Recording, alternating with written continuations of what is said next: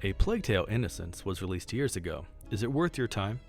Described as an action-adventure, survival horror stealth game, this mouthful of a description was developed by Asobo Studio and released in 2019.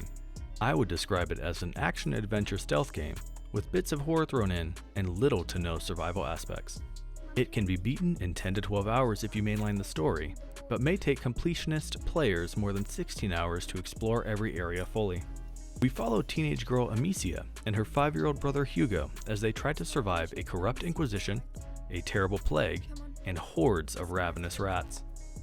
While not a survival horror game, Innocence does a great job of depicting the horrors of war as you fearfully make your way through corpse-strewn battlefields, besieged towns, and infested rat nests composed of less fortunate souls, even some of your former servants.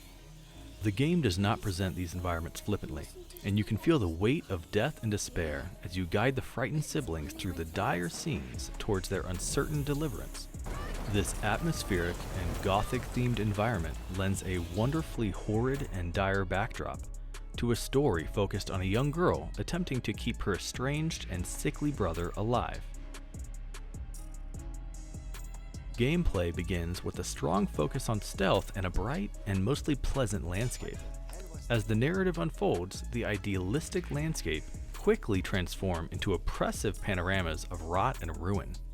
Light sources, shadows, and deep darkness are used to great effect in the newly corrupted areas.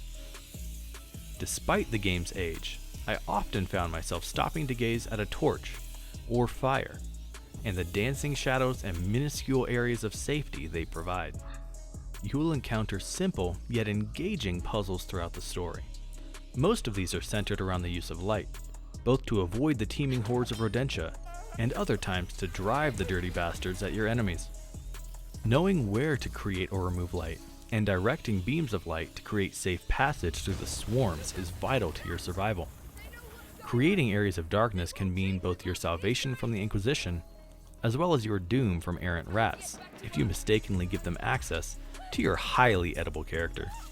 Whether in a game or real life, rodent infestations truly are the gift that keeps on giving. If you're anything like me, I expect you'll feel a mixture of disgust and immense satisfaction as you finagle piles of the filthy buggers onto the Inquisition.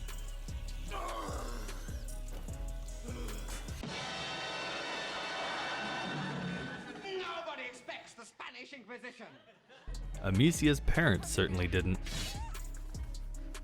While stealth is your best approach throughout the game, Amicia's inexplicable understanding of sling physics and chemistry allows you to upgrade a slew of rock-chucking options and alchemical marvels as you proceed through the story. Seriously, this girl has more tools than a Swiss Army knife. Throwing water balloons to put out fires and using pots to distract enemies reminded me of the utility arrows in the Thief games.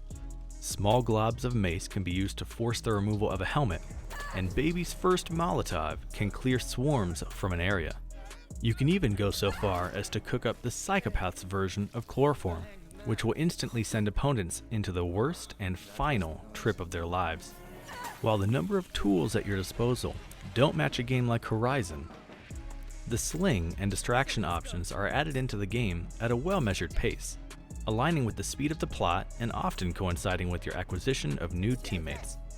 Why all of the children know how to safely mix buckets of acid in medieval France will forever be a mystery.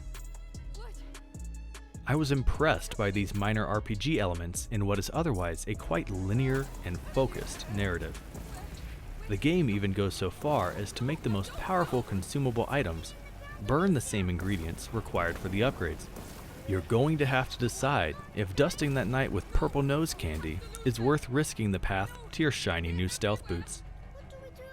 In conclusion, if you're looking for a game with moderately engaging gameplay, a concise, if slightly expected narrative, macabre background, and great lighting, A Plague Tale: Innocence might just be for you. Besides, at the time of posting this, you can snag it for only $15, and that's nothing to shake a bag of rats at. Just maybe steer clear if you suffer from musophobia. Just maybe.